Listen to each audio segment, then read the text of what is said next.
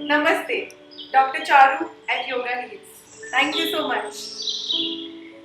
Today, guys, I'm going to share my story of how I benefited from forgiveness meditation or just practicing forgiveness. It's a great tool. All of us have some grudge or some revenge against some people when we feel that they did not do things the way they should have or they didn't act in the right way. It's very normal for us to feel like that. But when we keep these feelings of resentment and revenge in our heart, we are only suffering because of it. I used to feel the same for some people at different stages of my life. And they used to keep adding. That the people used to keep adding up in the list. I realized the only way it was affecting me was, it was giving me stress. It was affecting my health, it was affecting my digestion, my sleep, my energy levels, my productivity at work, my relationships. It wasn't helping me. It was not even helping the other person. It was just causing only harm. When I started practicing forgiveness, I tried to replace these feelings of resentment and frustration with positive feelings of empathy and compassion. Feeling pity for the people who do not perform the right things and wish to the universe that they start doing better things with their lives. By doing this, I took the control back of my happiness to myself, taking it back from the person who I held the grudge against. It's a liberating feeling, it's amazing, and you can keep practicing it with any number of people that you like. It takes time to change, make this switch, but with practice, it comes. And this is not just my experience. There have been multiple research studies to show that practicing forgiveness reduces your blood pressure, your cholesterol, your risk of heart disease, diabetes, anxiety, stress, depression. Oh my God, the list goes on. Particularly, there is a large study done by Mayo Clinic, which is a very reputed health center in the United States, which shows the good effects of forgiveness. So guys, let go, be happy, forgive, stay healthy, stay fit, stay calm. Happy to answer any questions anytime. Thank you. Namaste. The topic for today is mindfulness. What is mindfulness? We keep hearing so much about it. Mindfulness is an extension of meditation. So, what is meditation? Now, the question is, what is meditation? Meditation, what do we do when we meditate? We sit and we close our eyes and we focus on our breath or whatever is the center of the meditation. The breath or whatever we are focusing on essentially is helping us be in the present moment 100%. The present moment is the only truth. What is gone is gone. It was a present moment in the past, and what we usually keep worrying about is also a present moment but will happen in the future. The only 100% reality is in this moment. Now, as I said, mindfulness is an extension to meditation. No, it doesn't mean you keep sitting all day and do nothing. No. But it's very similar because you do everything and yet you are connected with the present moment. And that, my friends, is mindfulness. Being mindful means being able to focus on your breath or focus completely 100% on whatever you are doing at that point. Completely being in the present moment, accepting what the present moment has to give us. Controlling our thoughts rather than being controlled by them, being more aware of everything. So, mindfulness is about awareness as well. You are aware of the present moment, you are aware of what you are doing, you are able to regulate your life better. And if you practice this regularly, let me assure you, you will start seeing results. You will start feeling calm. Your physical health will get better. I'm sharing my own experience and the experience of many other people that I know and know of. So try to practice it. Try to stay connected with your breath as much as you can. Try to not let your mind go here and there, worrying about the future or regretting about the past.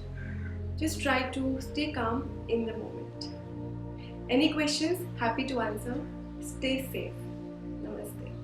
Namaste. Let's talk about compassion today and how to open your heart chakra. There are 7 chakras in the body, in the spiritual body, and they represent the point of confluence of nadis. The heart chakra, which is right in between, 3 on the top and 3 in the bottom, is the center of this axis. The heart chakra is responsible for compassion. It defines how open-hearted we are and how much we connect to those around us. It speaks about compassion, empathy, forgiveness. Yoga is a union of yourself with your inner body, with the universe, and with all life on the planet.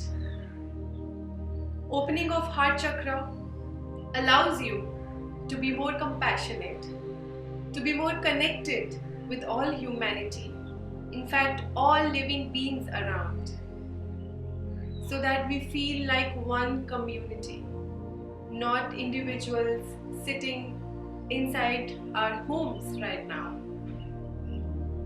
It is important for us at this time more than ever to connect with everybody around us and feel like we are all part of one family, connected by one situation right now, but we are there for each other. It's important for us to relate to the problems that others are going through and see if we can be of help and how. An act of kindness will bring you closer to the other human beings around you. You could be in the situation where you need help. Think like that about the other person and try to be there for whoever possible around you. How to activate your third chakra? Sit in a meditative asana. Place your hands above your thighs, palms are facing up, back is erect. Close your eyes. Bring your attention to the center of your chest. Inhale deeply. Feel like you are inhaling in the center of your chest, and a bright green light is entering the center of your chest.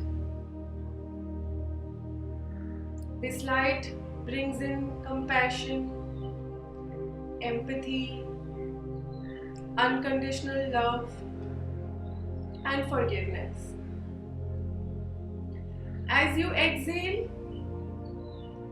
feel this green light filled with energy glowing out of you and spreading to everybody around you, connecting you with all life that is there right now,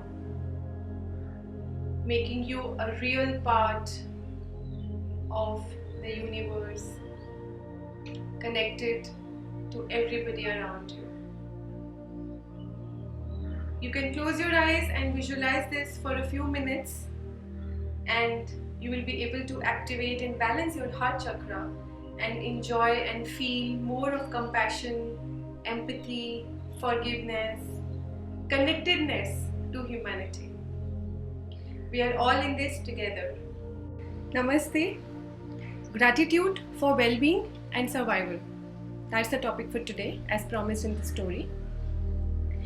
Gratitude is known through studies to improve our sense of well-being, even get better sleep at night, reduce chances of depression, improve relationships, interpersonal relationships. A lot of studies have shown these, and as a doctor, I can tell you, and a lot of studies have also confirmed that most of our lifestyle diseases like diabetes, blood pressure, stroke, some cancers, heart disease, gastric ulcers, and more are partly caused by stress. So being more positive and having a sense of gratitude for what we have, a sense of appreciation, is known to improve our health, physical and mental both. Our brains are naturally wired to think negative 10 times as compared to they are wired to think positive. So your mind will want to think negative, so you have to bring it back to think positive. Unfortunately, that's how it is, and we need to make that effort for our bodies and our minds. Now, gratitude, expressing gratitude and feeling a sense of gratitude is very good, especially in these times when there is a lot of negative information, a lot of stressful things happening around us. And the good thing is we have some time now, given the current situation, to think about these things and see how we can incorporate them in our lives. How to practice gratitude meditation and when? It can be practiced in the morning or evening, before going to bed, or actually any time of the day. I personally like to practice it before bedtime. The reason is that during the day we consume a lot of information, a lot of thoughts go on in our minds, and by the time we are going to bed, sometimes we feel a bit stressed, agitated, which also can affect our sleep. It's therefore a good idea to practice it at the end of the day. You could also practice it in the morning, as I said, or any time. How to practice gratitude meditation?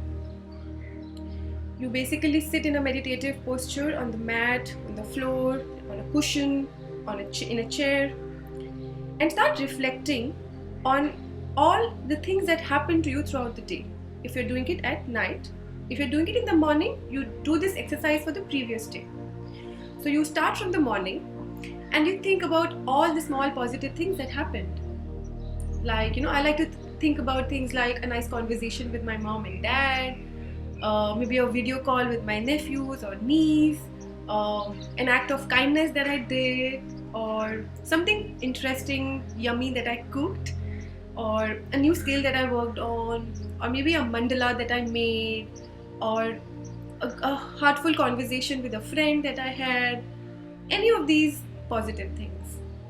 So the art of reflection is to start in a chronological fashion from the morning and keep thinking about all the positive things that happened one by one from the morning to the afternoon, evening and night. So you're practicing reflection and you're expressing gratitude for all the positive things in your personal life, in your professional life. And there are some things for which you can always be grateful without even reflecting. For example, that you have a roof on your head, that you have food to eat, that you have loving family members and friends and neighbors and so many other people, and that you are able to live every morning. You are waking up, your loved ones are waking up. I think we have a lot to be positive about, to be thankful about. So don't wait anymore.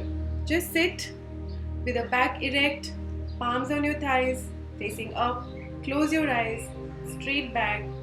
Start reflecting on all the wonderful things in your life. And I'm promising you'll find plenty if you want to. Happy to answer any questions. Thank you and namaste.